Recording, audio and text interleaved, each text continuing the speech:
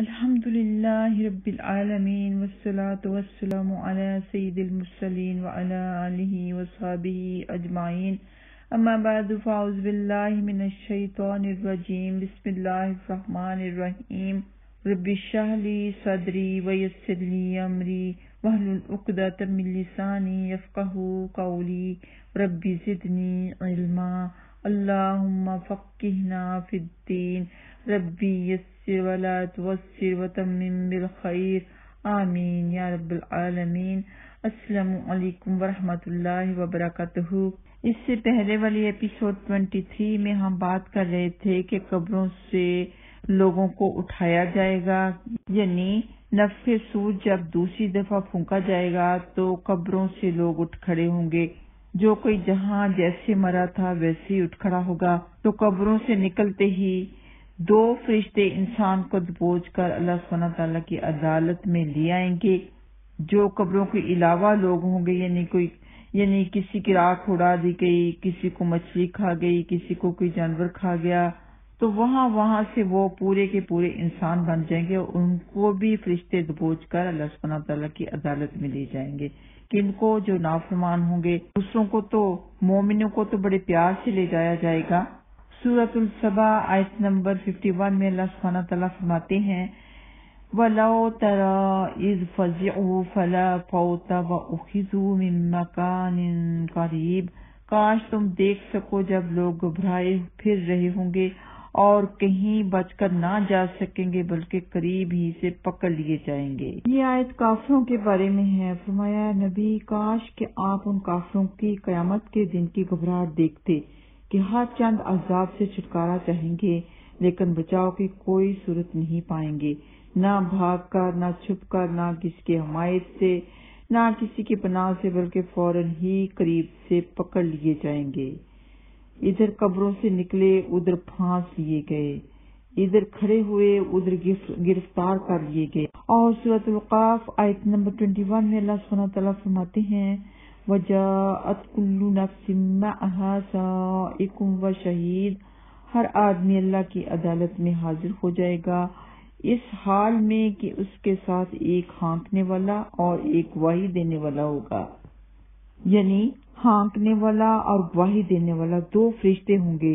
تو جب لوگ قبروں سے اٹھیں گے تو اس وقت بھی وہی فرشتے ان کے ساتھ ہوں گے اور وہ لے کر جائیں گے اللہ سبحانہ تعالیٰ کی عدالت میں۔ نیک لوگوں کو بڑے پیار سے لے کے جائیں گے لیکن کافروں کو، مشرکین کو، نافرمانوں کو ہانکتے ہوئے، دبوچتے ہوئے، اوندھے منہ گھسیٹتے ہوئے لے کے جائیں گے۔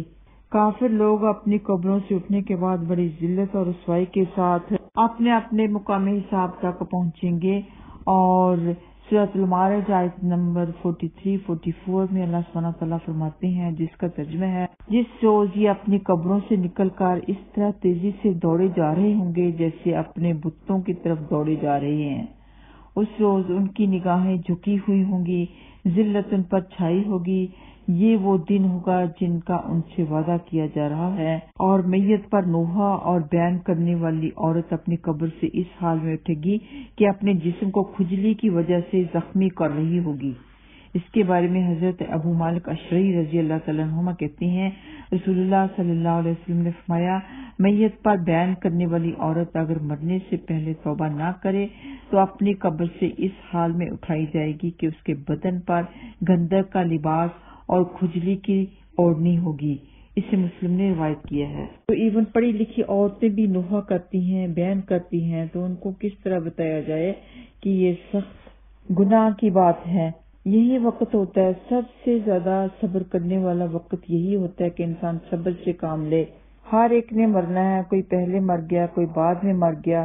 اب خوش جدائی کا کام تو ہوتا ہی ہے، لیکن یہاں پہ صبر کا مظاہرہ کرنا چاہیے۔ اور صبر کرنے والوں کی تعریف میں اللہ سبحانہ تعالیٰ نے فرمایا ہے کہ جو کہتے ہیں ہر مصیبت آنے پر، ہر دکھ پر، ہر رنج پر کہہ دیتے ہیں انا للہ و انا الیہ راجعون، ان کے لیے کیا ہے؟ اللہ سبحانہ تعالیٰ کی طرف سے رحمتیں ہیں اور وہی لوگ ہدایت پر ہیں۔ ان کی اللہ سبحانہ تعالیٰ نے تعریف کی ہے کہ وہی لوگ ہدایت پر ہیں۔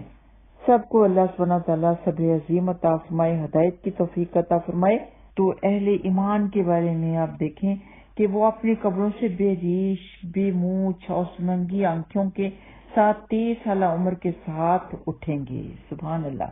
اس کے بارے میں حدیث مبارکہ ہے کہ حضرت معاذ بن جبل رضی اللہ تعالیٰ عنہما کہتے ہیں کہ رسول اکرم صلی اللہ علیہ وسلم نے فرمایا، قیامت کے روز مومن بے ریش، بے مونچھ اور سمنگی آنکھوں کے ساتھ 30 سال کی عمر کے ساتھ اٹھائے جائیں گے۔ اسے احمد نے روایت کیا ہے۔ تو چاہے کوئی برا فوت ہوا تھا، چاہے جتنی مرضی اس کی عمر تھی، لیکن اس وقت اس کی عمر کتنی ہوگی؟ 30 سال کی عمر اس کی بنا دی جائے گی۔ اور قبر سے اٹھنے کے بعد سب سے پہلے حضرت ابراہیم علیہ السلام کو کپڑے پہنائے جائیں گے۔ آپ کے بعد رسول اکرم صلی اللہ علیہ وسلم کو اور پھر دیگر انبیاء کرام کو اور اہل ایمان کو باری باری کپڑے پہنائے جائیں گے۔ ان کے درجات کے مطابق ان کو باری باری کپڑے ملیں گے، کسی کو پہلے کسی کو بعد میں۔ تو پہلے حضرت ابراہیم علیہ السلام کو، پھر نبی پاک صلی اللہ علیہ وسلم کو، پھر دوسرے سب انبیاء کرام کو اور اس کے بعد باقی نیک لوگوں کو باری باری۔ حضرت عبداللہ بن عباس رضی اللہ تعالیٰ عنہما کہتے ہیں، رسول اللہ صلی اللہ علیہ وسلم نے فرمایا، تم لوگ ننگے پاؤں اور ننگے بدن اکٹھے کیے جاؤ گے۔ سب سے پہلے جسے جنت کا لباس پہنایا جائے گا وہ حضرت ابراہیم علیہ السلام ہوں گے۔ انہیں جنت کا لباس پہنایا جائے گا اور ان کے لیے ایک کرسی لا کر عرش کی دائیں جانب رکھ دی جائے گی۔ پھر میرے لیے جنت سے لباس لایا جائے گا اور مجھے پہنایا جائے گا جو کسی دوسرے آدمی کو نہیں پہنایا جائے گا۔ پھر میرے لیے ایک کرسی لائی جائے گی اور عرش کے پائے کے پاس رکھ دی جائے گی۔ اسے بحقی نے روایت کیا ہے۔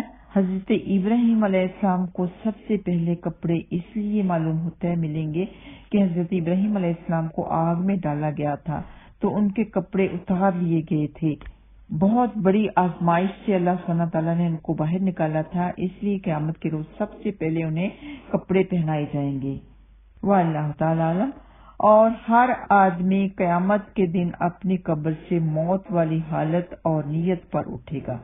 جو جیسی موت مرا ویسے ہی اٹھے گا، جس کی جیسی نیت تھی ویسے ہی اٹھے گا، کس کا ایمان پر خاتمہ ہوا وہ ویسے اٹھے گا، کس کا ایمان پر نہیں ہوا اللہ نہ کرے گا، اللہ کرے کہ سب کا ایمان پر خاتمہ ہو وہ ویسے ہی اٹھے گا۔ حضرت جابر رضی اللہ تعالیٰ عنہ کہتے ہیں، میں نے رسول اللہ صلی اللہ علیہ وسلم کو فرماتے ہوئے سنا ہے کہ ہر آدمی اس کے عقیدہ پر اٹھایا جائے گا جس پر وہ مرا۔ اسے مسلم نے روایت کیا ہے۔ اور حضرت ابو ہریرہ رضی اللہ تعالیٰ عنہ کہتے ہیں کہ رسول اللہ صلی اللہ علیہ وسلم نے فرمایا، قیامت کے روز لوگ اپنی اپنی نیتوں کے مطابق اٹھائے جائیں گے۔ اسے احمد نے روایت کیا ہے۔ عبداللہ بن عمر رضی اللہ تعالیٰ عنہما کہتے ہیں، میں نے رسول اللہ صلی اللہ علیہ وسلم کو فرماتے ہوئے سنا ہے کہ جب اللہ سبحانہ تعالیٰ کسی قوم پر عذاب نازل کرنے کا فیصلہ فرماتا ہے تو ساری قوم کے لوگوں پر عذاب نازل فرماتا ہے۔ پھر قیامت کے روز لوگ اپنے اپنے نیک یا برے اعمال کے مطابق قبروں سے اٹھائے جائیں گے اور ان کو الگ الگ جزا اور سزا ملے گی۔ اسے مسلم نے روایت کیا ہے۔ اور سورۃ التکویر آیت نمبر 5 میں اللہ سبحانہ تعالیٰ فرماتے ہیں، وَإِذَا الْوُحُوشُ حُشِرَتْ، اور جب وحشی جانور اکٹھے کیے جائیں گے۔ مطلب یہ کہ وحشی جانور بھی ایک مرتبہ دوبارہ زندہ کیے جائیں گے، ان سے بھی ایک دوسرے کے ظلم کا بدلہ لیا جائے گا، اور شہید اپنی قبر سے شہادت کی حالت میں بہتے ہوئے خون کے ساتھ اٹھے گا۔ حضرت ابو ہریرہ رضی اللہ تعالیٰ عنہ سے روایت ہے کہ رسول اکرم صلی اللہ علیہ وسلم نے فرمایا، اس ذات کی قسم جس کے ہاتھ میں میری جان ہے، جو شخص اللہ کی راہ میں زخمی ہوا اور اللہ خوب جانتا ہے کون اس کی راہ میں زخمی ہوا، وہ قیامت کے روز اس حال میں آئے گا کہ اس کے خون کا رنگ تو خون جیسا ہی ہوگا لیکن اس سے کستوری کی خوشبو آ رہی ہوگی۔ اس سے بخاری نے روایت کیا ہے۔ حالت احرام میں فوت ہونے والا حاجی اپنی قبر سے تلبیہ کہتے ہوئے اٹھے گا۔ حضرت عبداللہ بن عباس رضی اللہ تعالیٰ عنہما سے روایت ہے کہ حجۃ الوداع کے موقع پر ایک آدمی حالت احرام میں نبی اکرم صلی اللہ علیہ وسلم کے ساتھ تھا، اس کی اونٹنی نے اسے گرا کر اس کی گردن توڑ دی اور وہ فوت ہو گیا۔ رسول اللہ صلی اللہ علیہ وسلم نے فرمایا، اسے پانی اور بیری کے پتوں سے غسل دو اور احرام کے دونوں کپڑوں میں اسے دفن کر دو، اسے خوشبو نہ لگاؤ، نہ ہی اس کا ستر ڈھانپو، یہ قیامت کے دن تلبیہ کہتے ہوئے اٹھے گا، اسے مسلم نے روایت کیا ہے۔ تو جو کوئی حالت احرام میں فوت ہو جاتا ہے تو گویا کہ اسے غسل کے بعد اسی کے احرام کے ساتھ دفنایا جاتا ہے، خوشبو بھی اس سے نہیں لگائی جائے گی اور احرام کے علاوہ کوئی اور کپڑا بھی اس میں کفن کے لیے شامل نہیں کیا جائے گا۔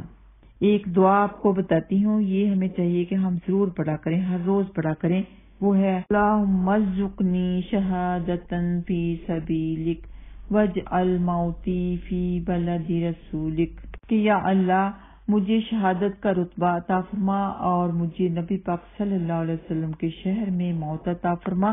انشاءاللہ تعالی ایپیسوڈ 25 میں ہم حشر کے بارے میں پڑھیں گے، جانیں گے کہ وہاں کیا کچھ ہوگا، وہاں پر جزا سزا ملے گی۔ ان سب کا ہمیں علم پہلے سے ہی ہونا چاہیے اور یہ جان کر، علم سیکھ کر ہمارا ایمان اور بھی زیادہ پختہ مضبوط ہو جاتا ہے۔ اچھے نیک پرہیزگار دینداروں کو، علم والوں کو اسی بات کا خیال رہتا ہے کہ وہ کوئی اچھا کام کرے گا تو حشر والے دن اس سے اچھی جزا ملے گی، کوئی برا کرے گا تو حشر والے دن اسے بری جزا ملے گی۔